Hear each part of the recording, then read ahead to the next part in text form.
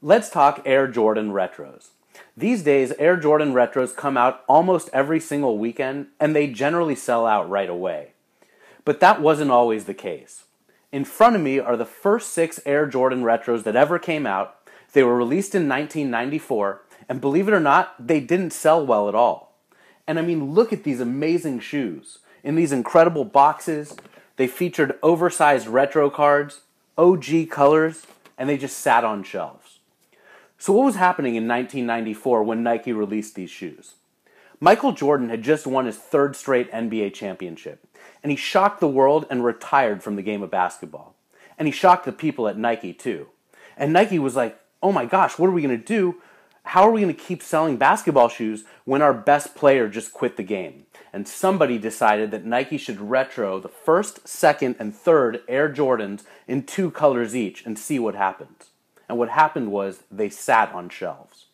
You can see over here to my far right, this box was marked from $80 to $60 to $50 and eventually to $39.97 before they were sold. And let's talk about these incredible shoes. This is the Air Jordan 1 in the Chicago Bulls colorway. When this was released, Michael actually thought that people wouldn't wear these shoes. He thought that they looked like the devil's shoes. Of course, he was way wrong. Over here, the black and red edition of the Air Jordan 1. Incredible. This shoe was banned by the NBA. So in 1985, when this shoe was originally released, basketball shoes were very plain and simple. They were white and gray or white and navy blue, maybe white and black, but none were bright black and red like these. And the NBA banned them. They fined Michael Jordan $5,000 per game for wearing these shoes. And Michael wore them anyways. And Nike paid the fine. And then Nike launched an ad campaign around the NBA having banned these shoes. And the gist of the campaign was the NBA can ban Michael Jordan from wearing the shoes, but they can't stop you from buying them. So go out and buy some Air Jordans. And people did. Everyone did. These shoes flew off of shelves after that. In Michael's 2nd season, Nike released the Air Jordan 2. This shoe was all about luxury. Because of the success with the Air Jordan 1, Nike decided that they were going to have the Air Jordan 2 designed in Italy, because that's where really nice, fancy men's dress shoes come from. And they used this faux lizard print on the side. The thinking was that this reptile skin was all about luxury. Now, Michael was injured in his 2nd season, so he didn't really wear the 2s all that much, but they're still amazing. And something else about the Air Jordan 2s, they feature a basketball with wings on the tongues, and that logo only lasted for 1 year because it was replaced by the Jumpman in the next year's shoe. The last significant part about the Air Jordan 2, you'll notice that there's no swoosh on the upper. After the Air Jordan 1, Nike removed the swoosh off of the upper of Air Jordans, except sometimes they'll be on the tongue or sometimes on the heel. But as far as the branding of the shoe, after the Air Jordan 1, no more swooshes on the Air Jordans. And then over here to my left, the Air Jordan 3. Wow, these are amazing. And sneakerheads all over the world absolutely love them. In fact, many sneakerheads think of this as the coolest Air Jordan of all of them. So let's talk about what makes the Air Jordan 3 special. And there's actually 5 things about this shoe that are unique. The first is that this shoe was designed with the help of Michael Jordan.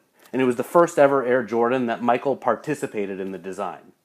The second important thing is that the shoes were designed by Tinker Hatfield. And Tinker is a legend in the world of sneaker design. He's the greatest sneaker designer of all time. He's responsible for the Air Jordan 3 through 15, the 20, the 23. He also created the Air Max 1, the Air Trainer 1, the Air Huarache. I mean, the list goes on and on. And when the Nike executives visited the Shoeseum, I threw Tinker a Sharpie and I said, hey, sign your favorite shoe. And he autographed a pair of the white cement Air Jordan 3s. So obviously he loves them too. Anyway, so the shoe was designed by Michael and Tinker. It also features the Jumpman logo on the tongue. And so that's the third important thing about this shoe. And of course the Jumpman logo is known all around the world. One of the most iconic logos that there is. And every Air Jordan will have the Jumpman logo on it. These shoes also feature a visible air window on them.